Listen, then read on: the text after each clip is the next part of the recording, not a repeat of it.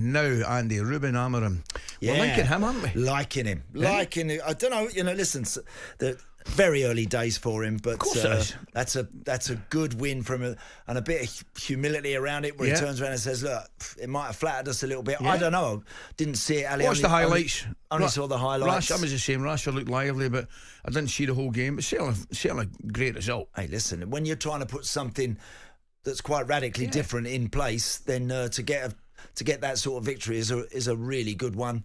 And again, we've had a few texts already this morning. I'll try and see if I can find them from our listeners. Ali saying about it's good to see Marcus sprinting and running again.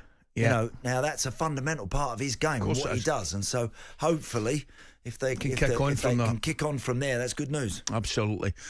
Well, as we mentioned there, the first league game at Old Trafford went very, very well, beating Everton 4-0, and the new United boss was asked to assess the win afterwards. Misleading.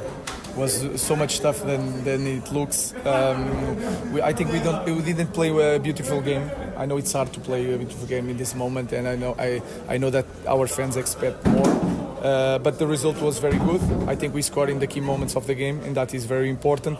And we suffered in the right moments when we have to defend, and it was tough. In the middle of the first half, it was really tough for us. They were controlling the possession. I like the first moments of the game, like 10 minutes. We were very aggressive, good switch of play. But we didn't control the game with the ball, sometimes with possessions in our half, and we have to manage to push the team forward. But without training, I think it was a very good result.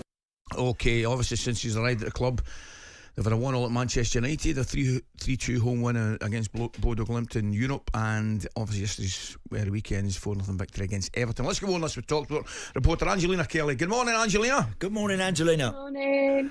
What about it then? I mean, it was a brilliant result, Angelina, but Andy and I were talking there, I don't know if you heard, he was kind of, I wouldn't say guarded in his post-match comments, but he was certainly very, very honest.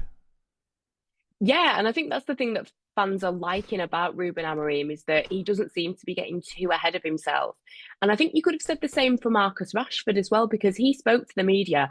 We've not seen that in a while. And he spoke about how it's nothing to get overly excited about. And I think they're both right. You've got to have a little bit of trepidation. A 4-0 win over Everton is great, but if you're going to be a little bit sceptical, their first big test really will be on Wednesday against Arsenal. The teams that they've played are teams that Man United should really be beating anyway. Yeah, indeed. What about the style, Angelina? What are you thinking about the back three? How's that been looking since he's arrived? You know what? Overall, myself and fans that I've spoken to have been really happy with the back three. When you think about Matthijs de Ligt, he has never seemed comfortable in that when he played in that position for Bayern Munich. And with the Netherlands, he seems to be okay. Mazraoui has arguably been Man United's signing of the season. He cost about 12 million and he has really taken to that position. And you've also got to think, Lenny Yoro isn't even 100% fit yet. So once he's in there, could that, also be a positive? But the star of the show, it's great that Marcus Rashford got the 2 goals. It's great that Joshua Zirkzee got 2 goals. I don't think anyone thought he'd get that. But Amad Diallo in that wing-back position. Oh, Angelina, how lively did he look? I mean, I only saw the highlights, but he looked really lively. Honestly, absolutely amazing. And I've spoken to a few fans that have interacted with him at certain times, and everyone says this kid is just dying to be a Man United player. He lives and breathes it, and you can see that. And Amad Diallo is arguably making himself undroppable. No one really thought that he would take to that position as well as he has done. But this just shows what kind of, manager or head coach, shall we say, that Ruben Amorim is. He's getting the best out of players. And this is what Man United fans have been screaming for. People have said, the squad will look quite different in a year's time. But I think fans are feeling like, you know what, if he can get a tune out of some of these players, the transfer window in the summer may not be as much pressure as people are expecting. And Angelina, just finally, you mentioned the Arsenal coming up. They've rediscovered their mojo a bit. They're looking really sharp and full of energy again at the minute. So this is going to be a proper test, and we'll find out a bit more about Ruben Amorim and his team on Wednesday. 100%. I mean, I think fans are maybe, clutching at straws a bit that Ruben Amorim has already played Arsenal and got a very good result out of that. But what that means is he understands Arsenal. I don't think he's going to be afraid of Arsenal. But that being said, as much as the players are really stepping up to the plate at the minute for Man United, Andre Onana, 6 clean Premier League sheets. He's another one that's been absolutely standout, some of the saves that he's been making. But I think when you look at it overall, the talent that Arsenal have, it will be a very, very big test. And I think if Man United can come out of that game with their style of play still intact, with players feeling confident, with just something out of it that is positive, I think that's what fans want. Because you go back a couple of months ago, you think about that Liverpool game, you think about that Tottenham game, we're not going into that with the same kind of fear. Angela, just a quick one before we can't, wrong of us to let you go before we ask about the ticket price protest that happened. I must admit I wasn't aware of it, but Andy kind of briefed me on it. How did that go and what are your views on it?